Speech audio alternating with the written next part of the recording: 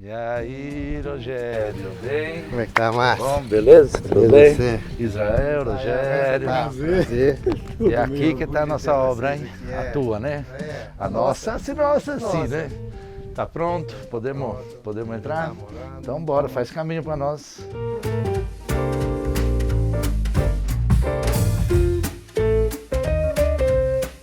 Que cada um acaba tendo alguns convívios necessários em volta, ou poderia ter mais até, né? Cara, vou fazer uma cozinha, né? Cozinha hoje tem uns equipamentos muito foda que só profissionais conhecem. Vai gastar menos. Hoje são bonitos também, porque antigamente a parte industrial era bruta, né? Assim, hoje você tem coisas industriais com acabamento que você caminha com a panela pela cozinha toda sem ter um degrau, né? Essa coisa da projetação dos arquitetos, né? Assim, assume um projeto sozinho e os mais inteligentes já envolve alguém, né? Mas é uma responsabilidade muito grande ser especialista em tudo. O cara tem que fazer uma garagem, tem que saber de garagem. Faz academia, tem que entender de academia. Faz a sauna, tem que entender de sauna. Da relação um pouco com o cliente, das dificuldades, da valorização às vezes do produto, né? Do produto artesanal, do produto único, não daquele reproduzível, reproduzido em a máquina, escala, né? Em escala, que muitas vezes se confunde um pouco o cliente em saber valorizar o único, saber diferenciar do reproduzível, assim, em escala, né? E agregar valor ao produto, né? Isso a gente sofre um pouco. E arte é isso, eu acho bem importante, porque as pessoas acabam, de uma forma geral, as pessoas que não estão envolvidas com arte, se habituando ao que existe, né? Então ele vê as coisas que vamos dizer, principalmente em cidades que não tem muita rotatividade de exposições, de museus, de novidades, etc. Tal.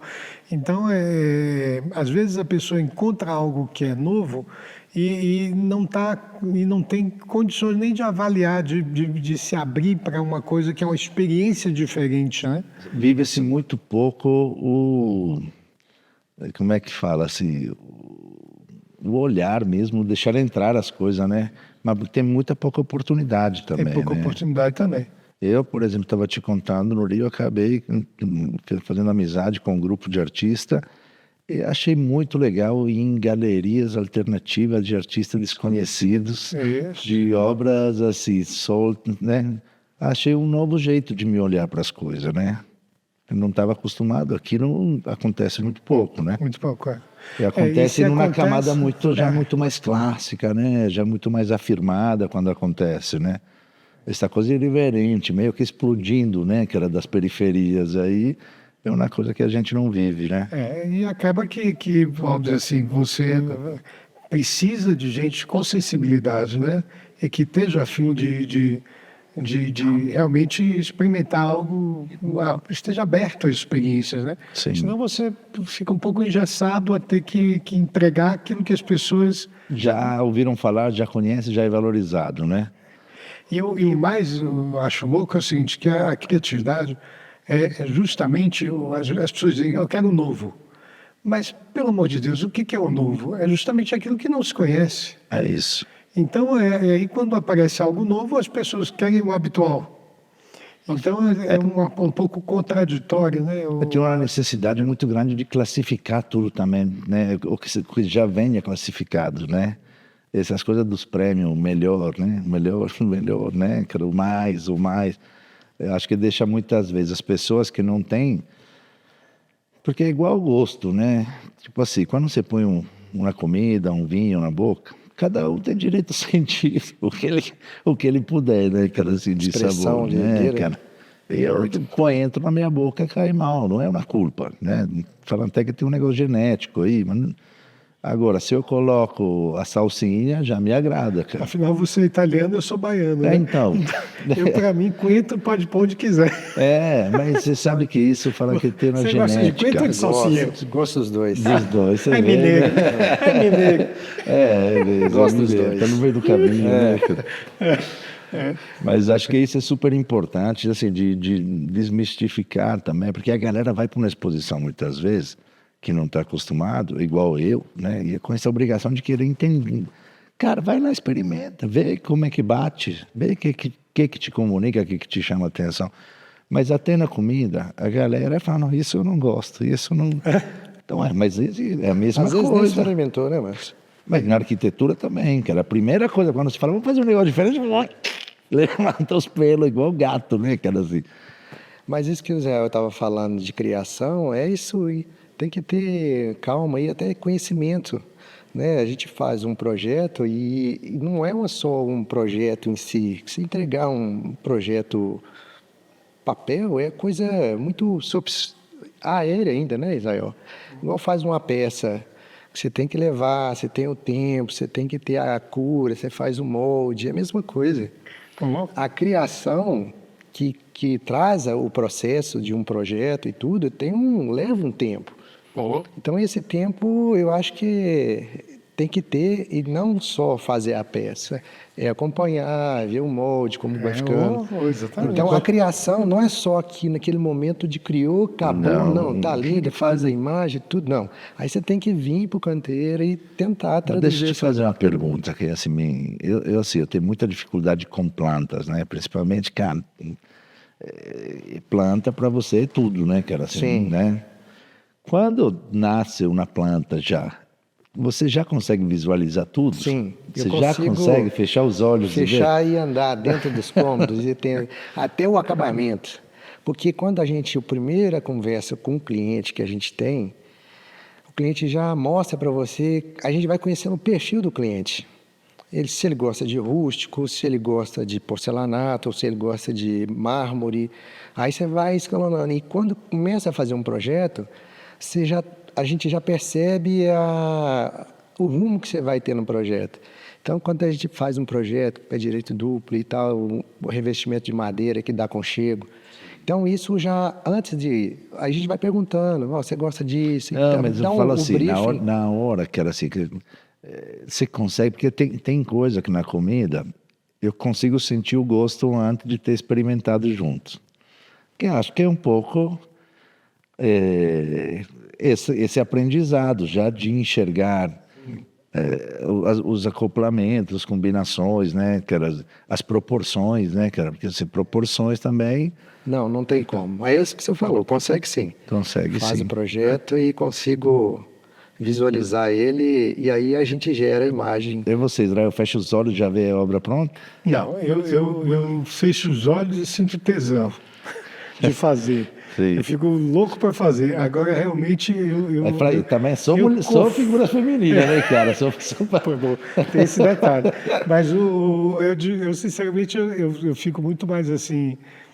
A gente visualiza, é óbvio, mas a certeza é muito pequena. É muito louco, porque tem uma certeza de que vai dar certo, mas realmente mas não está definido ainda. No fazer que vai acontecendo e que você vai dando coisa. E já me aconteceu muitas vezes de ter ideias prontas que dão em verdadeiros fiascos e ter coisas que nascem andando. Absolutamente no caminho, vão surgindo. Então, a arte é uma coisa um pouco... Não é uma coisa que eu, pelo menos, não tenho uma fórmula de como acontece, né? Então, para mim, sempre tem risco, porque eu nunca repito muito, né, as coisas, né? Então, você vai fazendo as coisas vão surgindo. Essa peça, por exemplo, é uma peça de 22 anos atrás, né, quase 25 anos atrás. Então, numa época em que eu estava muito envolvido com a representação da figura, em que eu estava mergulhado nisso, mas aquilo passou, né? Aí você vai para outro lugar que você não conhece exatamente o que é, né? E vai nascendo, é um processo um pouco... Falando em nascendo, conta um pouquinho de você. Pegando a carona. Eu sou um baiano apaixonado por música, por teatro, por literatura, por boa comida, por boa arquitetura e que, por acaso, sou escultor. Porque realmente a escultura nasceu para mim assim muito, muito por acaso. Eu não fazia escultura de jeito nenhum. Eu me formei em artes visuais como pintor, né? Fiz minha formação como pintor estudava clarinete, estudava flauta, para clássico, né? Estava para orquestra, então tinha aquele dia a dia de muito estudo, né? De música, né? E aí pintava. Mas aí eu tive um episódio na minha vida, assim, de muita transformação, né? Com problemas, assim, familiares, perda do meu pai, uma mudança, assim, familiar muito grande. E eu, da noite para o dia, tive que reinventar, assim, a minha vida. E profissionalmente, eu tentei muitos caminhos. E, curiosamente, a escultura, naquele momento, funcionou muito bem. Se encaixou aí. Se encaixou. Eu recebi algumas encomendas, fiz uma escultura para a cidade de São Paulo, que está ali no Morumbi, né? Uma peça que era uma leitura sobre a logomarca do IBAMA, que eu fiz para a Secretaria do Verde e Meio Ambiente lá em São Paulo. E fui fazer a fundição, rapidamente eu entendi aquilo lá, comecei a explicar para pessoas, comecei a dar aulas de escultura. Aí foi uma coisa meio sem querer. Eu fazia escultura, obviamente gostava, mas não era a minha... Não passava pela minha cabeça que a escultura ia tomar esse espaço. Você não tinha consciência ainda. Não, eu estava crente que eu ia ser pintor ou músico. E a escultura eu fazia como fazia gravura, como escrevia, sempre escrevi. Sempre fiz muita coisa ao mesmo tempo, né? Mas não pensava que daquele leque ia ser pensado a escultura. E isso tem quantos anos que está firme na escultura? Na escultura? Tem 33, 35 anos que eu... E você nunca voltou para as outras duas? Não, porque aí realmente foi uma alavanca. Você foi possuído. Você foi possuído. Foi possuído.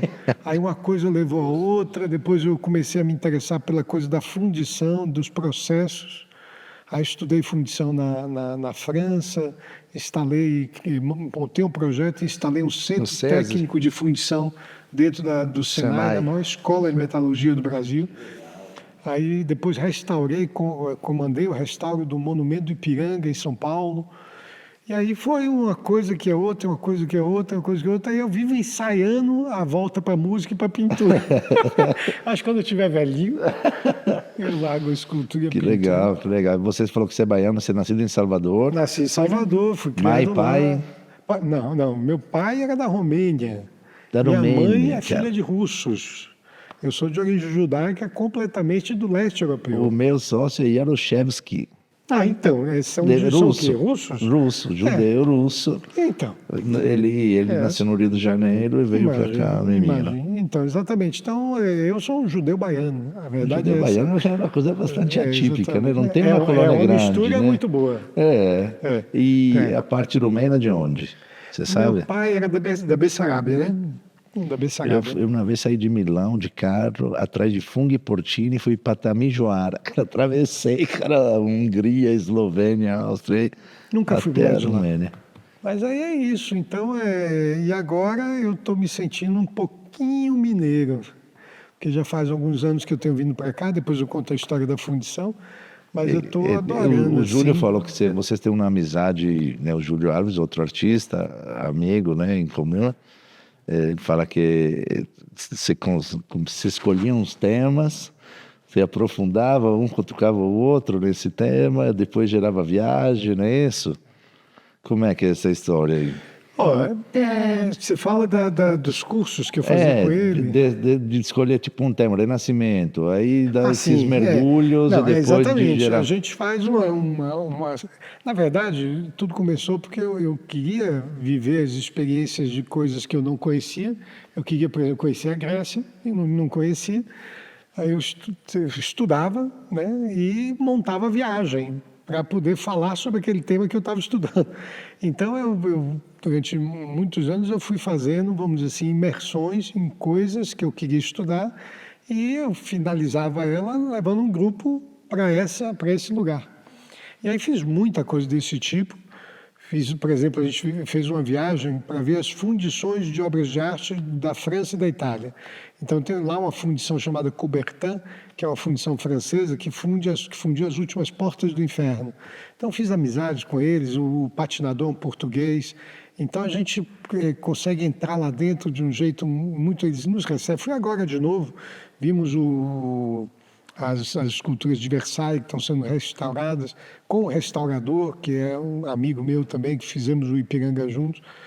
Ou seja, depois fomos para a Itália, para Pietrasanta, eu fiz o retrato do Vito Civita para Abril, lá da Marginal em São Paulo, e fundimos em Pietrasanta. Então, fiz as fundições junto com as obras do Botega, que estavam sendo fundidas também lá. Então, várias experiências assim. Então, levei as pessoas para verem isso, sabe? Isso é legal. Então, são coisas. E aqui no Brasil também, fizemos Bahia, com coisas muito especiais. Então, realmente, não dá para reclamar de monotonia. Não, eu já vi, em pouco papo, eu já vi. Você, Rogério, me falou que você é nascido em Uberlândia, não é isso? Sim, Uberlândia, Triângulo Mineiro. Mãe e pai de lá mesmo? Minha mãe é em São Paulo, meu pai também é do Prata, uma cidade próxima a Uberlândia. Sim. Nasci ali e ali fiquei até... Estava formando em arquitetura, mas antes de fazer arquitetura eu fiz técnica de edificações. Foi o meu processo que eu gostei da arquitetura, foi o que a gente estava falando antes. O cuidado também, muito, que é a tua cara, né? E técnica de edificações a gente ia em obra. Aí passou um período que eu comecei a trabalhar no departamento de construtora, no departamento de orçamento.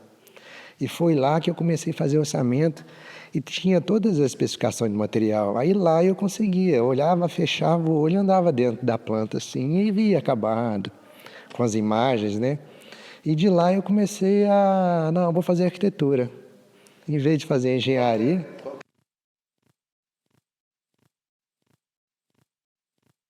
É essa fase de criação, de especificação de material e obra. Porque, para mim, eu gostei mais disso, porque como eu comecei com um projeto, fazendo levantamento de material, fazendo, na época, era planilha ABC, que hoje nem tem, assim, mais... Mas, Rogério, você fala assim muito da parte de obra e da parte de materiais de construção, mas os seus espaços são muito especiais, os espaços arquitetônicos. Não é um espaço, não é espaço de engenheiro. Para quem está escutando, sem estar aqui, a gente fala assim, cara, tem um pé muito grande na engenharia, não é isso? Mas não é. Mas é isso que eu estou te falando. Aí desse processo que eu comecei... Essa visão de ver o contexto de uma obra, eu fui criando gosto nisso. Comecei a trabalhar com levantamento e comecei a ter noção de espaço. Que é difícil de ter os dois lados aflorados, Sim, né? Porque, veja, me perdoe, você não dissesse isso, eu nunca ia imaginar. Eu vejo aqui um arquiteto de mão cheia, né? Um arquiteto que pensa espaço, que tem sensibilidade do espaço. É só pensar que os espaços são muito aconchegantes. Está cheio de casas desse tipo, que me perdoe, né? Que são um pouco repetições assim, né? Sim. E aqui é um espaço que consegue ser amplo e aconchegante ao mesmo tempo. Mas é essa parte que aí depois eu vim para cá, para Belo Horizonte, até que eu consegui uma especialização na estrutura metálica. Comecei a fazer e comecei a trabalhar mais essa parte, larguei a engenharia e comecei mais a trabalhar nesse processo de criação, de espaço. E como é que acontece o teu processo de criação? Tipo assim, aonde você floresce mais? Assim, é um lugar, é um momento, é uma etapa, né? Aquela assim, aonde que você sente que é... igual a gente estava comentando, né? Às vezes, numa criação, não é numa mesa, no escritório. Então, gosto de trabalhar muito com desenho, mão livre. Faço um croquis, deixo lá. Amanhã eu volto, vou para um lugar. Eu gosto muito de cachoeira e vou para lá e senta, toma um vinho. Então, aí a gente relaxa e aí você volta para o nossa, devia ter pensado naquilo. E a conversa também com o cliente, ela vai lapidando. Então, essa criação vai mais desse processo do primeiro briefing. Você tem facilidade com o cliente? Sim. Você aparenta ser bem calmo. É porque eu falo que a gente, como tem um primeiro briefing, primeiro contato, eu estou fazendo a casa para eles. Então, eu quero entregar o máximo que eles querem. Para mim, ir na obra, isso é um prazer. Eu sinto o que eu falo da arquitetura, eu consigo realizar... Isso não é muito comum, não, né? Você sabe o que eu estou achando dessa conversa dele? Eu estou achando o seguinte, que ele faz tudo isso para fazer o que ele quer. A obra é. Para ele fazer o que ele quer. Porque eu estou achando que ele está com o papo aí bem mineiro. Não, Você está não, entendendo? mas Bem mineiro. é porque é o processo, né? Igual aqui, a escolha do material foi junto com eles. Mas você concorda que o cliente quer o que ele quer, mas ele quer o que você faz. Sim. Ele não quer, se ele dissesse o que ele quer, ele faria arquitetura. Ele fazia. Ele foi Não, atrás entendi. de você pela qualidade Também. do que você... Esse, por exemplo, você me comprou já, porque assim, você tem um negócio que assim, me assusta muito é obra. Né? Não entendo, não tem constância, não tem, sabe assim... Então, eu te comprei já todo. Mas o processo é o seguinte, tem obra, por exemplo, nessa casa, tem coisas aqui que a gente arrumou na obra que eu te falasse, nossa, não era assim, não era para ser assim. E durante a obra, às vezes um erro, uns BO que acontece. Então a gente eu não tento levar para o cliente, eu só levo ou a solução, a gente estava assim, a gente vai fazer assim, achei a melhor solução, não estava previsto, mas é assim, a gente põe o cliente à parte, mas a gente só leva depois. Às vezes gera um custo a mais, ou às vezes nem gera custo. Então é isso que eu falo da criação, é só peça, não é só mas chegar você está falando uma coisa muito que eu particularmente também acho muito importante, porque o que acontece? Durante o trabalho do processo, por exemplo, quando funde a peça em metal, ela sai completamente rústica e cheia de problemas. Se você não está lá, se você entrega, você concorda que o cara que é o fundidor, né, pega essa peça fundida, está cheia de problema, é ele que vai dar a resposta ali.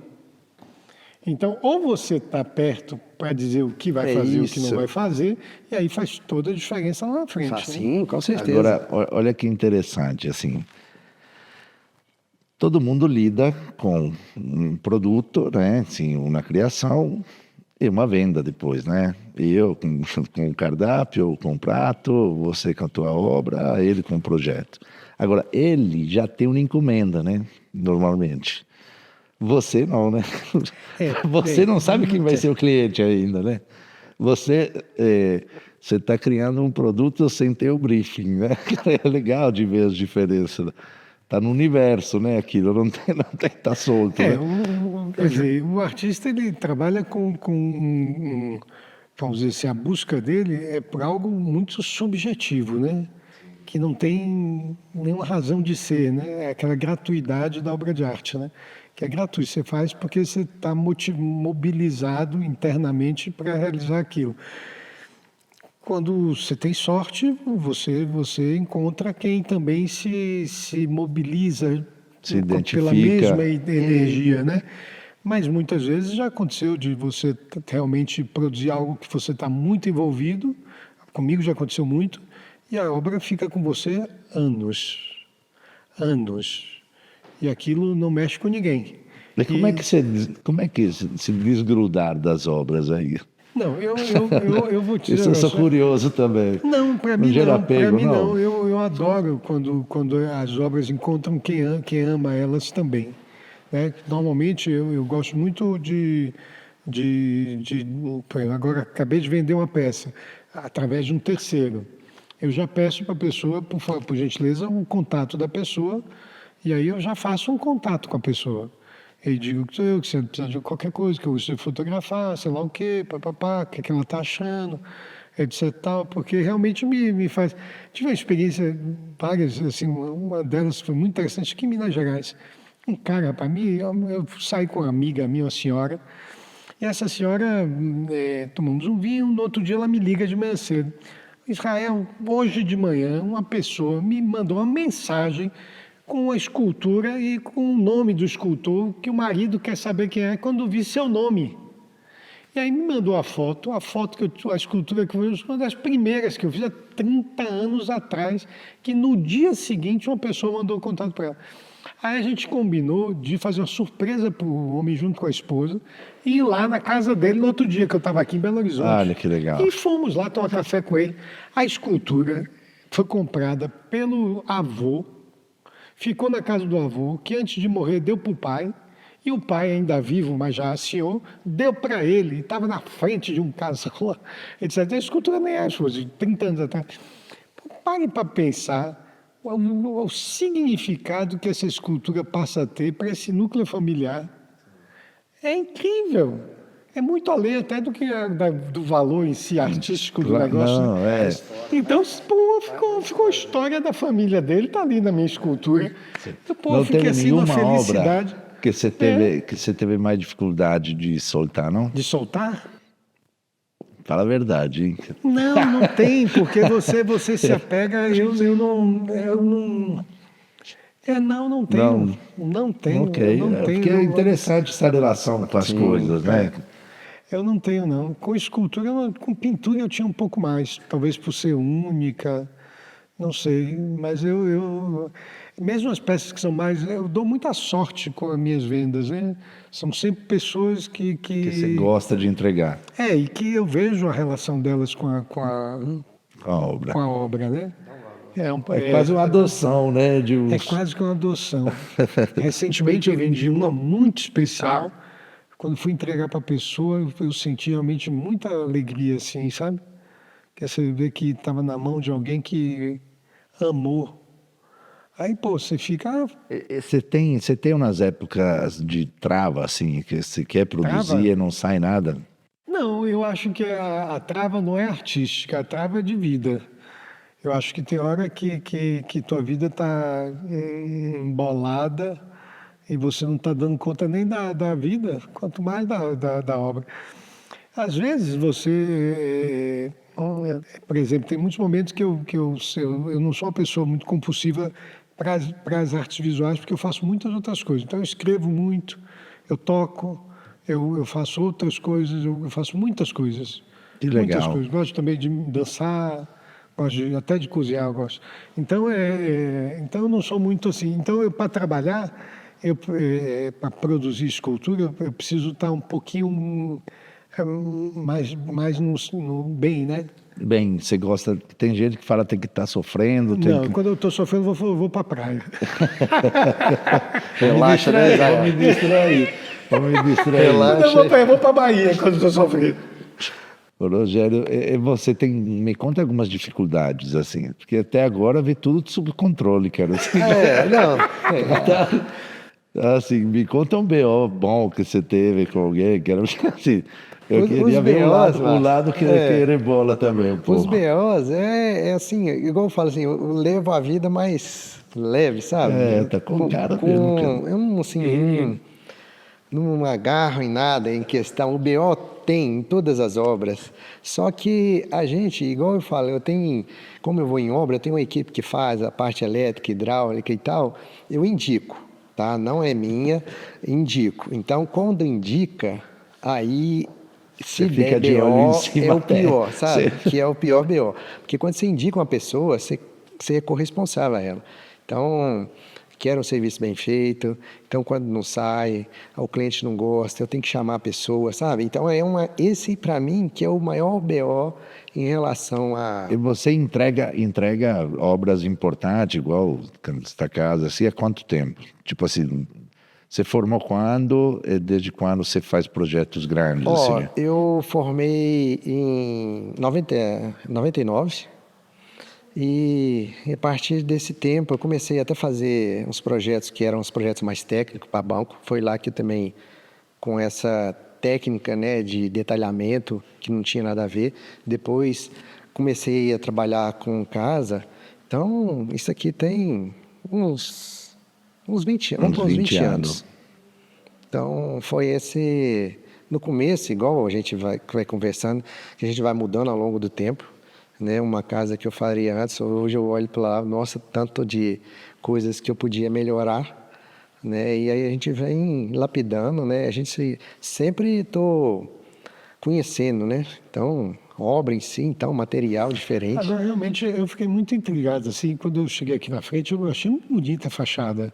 A fachada bonita como design, né? Como desenho, né? Como realmente como arquitetura, como arte. Ou seja, me pareceu uma arquitetura muito qualificada. Quem são as tuas inspirações? O que você busca?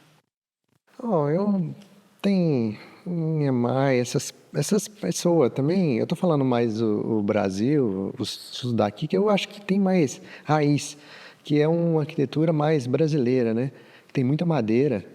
Então, fazer uma aleta dessa de 6 metros, sabe, pivotante, na automação. Então, a gente vai criando essas coisas e que...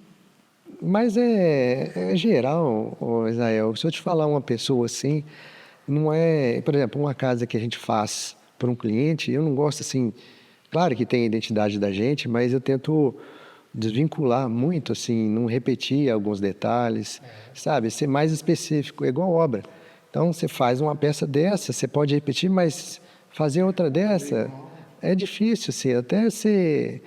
Porque uma casa dessa, orientação solar, cliente, vento, né? Então, isso tudo pesa para a gente desenvolver um projeto. A fachada, que ela tem um pé direito alto, né? E essas aletas foram criadas para dar um movimento para quebrar um pouco da rigidez, né? Que ela é muito caixa vertical. Então ela trouxe essa madeira com o jardim, ela dá essa quebra o bloco que Mas é. eu ainda acho que os sentidos de forma, porque a gente pensa em que todo quadrado é igual, né? Mas não é, né? Eu acho as proporções uma mágica. É uma mágica. E realmente as proporções são as suas mágicas. São proporções que funcionam muito bem, né? Muito bem, como eu digo, artisticamente. Porque Eu gostei muito isso também. aqui é arte, né? É prazeroso de estar aqui, É né? prazeroso, é prazeroso. E a impressão da fachada, eu fiquei muito impressionado quando vi. E ela não mostra o que tem dentro, né? A fachada em si não... Essa movimentação de... A gente até fez, falando da insolação, a gente estava até no começo, quando criou as aletas, 6 metros por 2 e... Tem 4 aletas, né? De 1,30. Então, a gente queria que ela fosse, à medida que o sol estivesse entrando, ela ia fechando. Só que na parte de automação a gente conseguiu fazer, só que essa fachada é um pouquinho sul, então mexe muito pouco em relação a isso. E acabou que a gente nem aplicou essa técnica nesse não foi projeto. necessário. Não foi necessário. Mas a princípio estava sendo para quebrar mesmo esse bloco. Mas, Rogério, você tem hábito de colaborar na hora da projetação, assim, né, do projeto, com outros especialistas já no Sim, projeto, na hora sim. de projetar, não na entrega? Na hora de projetar, eu faço o projeto, né, o arquitetônico em si, a gente faz o desenvolvimento. Por exemplo, uma aleta dessa, eu chamo sempre, assim, para os meninos é simples. O que eu falo eu sempre vou lá, abro o projeto com eles, vejo a melhor maneira que vai fazer, como que vou estruturar. Aí pego um serralheiro, que ela tem uma caixa e um metalon perfil leve de 50 por 50, que revestimos ela toda de madeira. Então o pivô para ver se aguenta. A gente faz um teste, nesse caso a gente fez um teste e deixou ela ainda. Fez uma, revestiu e ainda às vezes corre que ela desce um pouco o eixo, mas sempre sim, sempre chama os profissionais que vai ser executado, mostra o projeto, vê para viabilizar, né? Israel, o teu é mais solitário, né? Não, sem dúvida, a parte de criação, sem dúvida, mas de fato tem dois aspectos, né? Um muito parecido com o que ele fala, porque a escultura não acaba quando termina, né?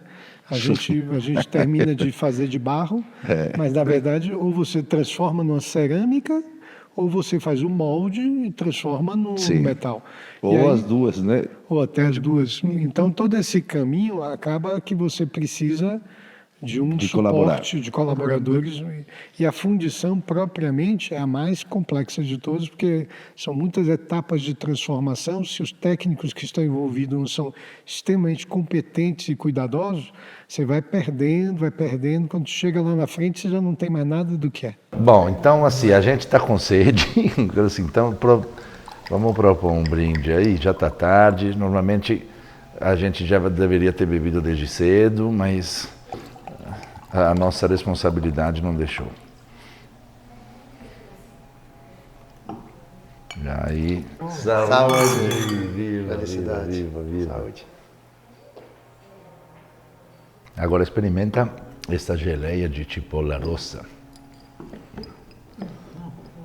Essa aqui veio na mala da Itália, exatamente porque tem valor. Senão não ia trazer não, por quanto pequenininho.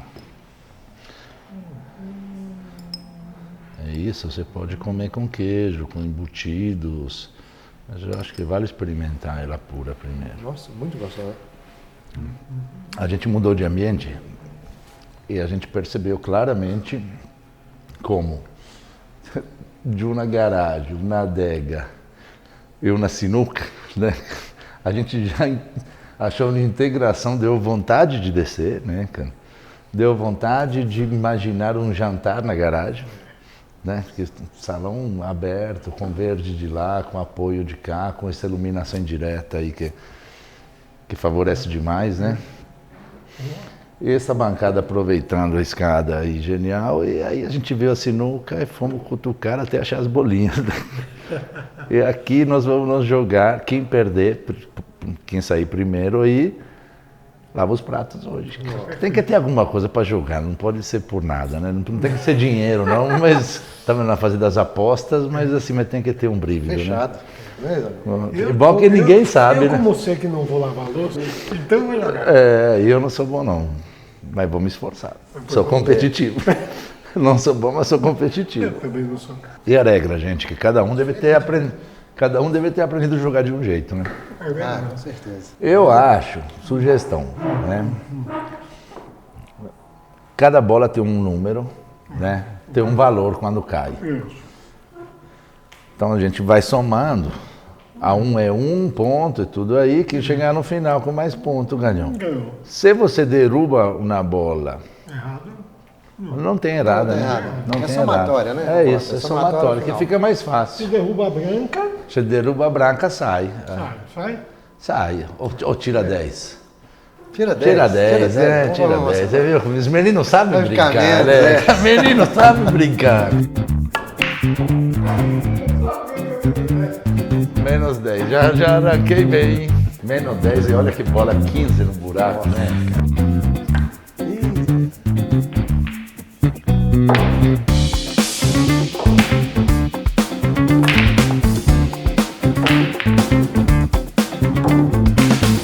Já disparou. Vai.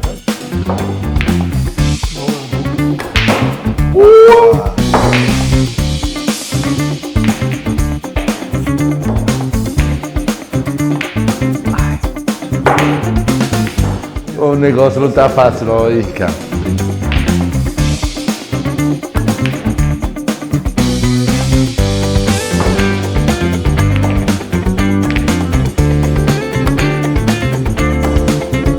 Vamos junto, obrigado.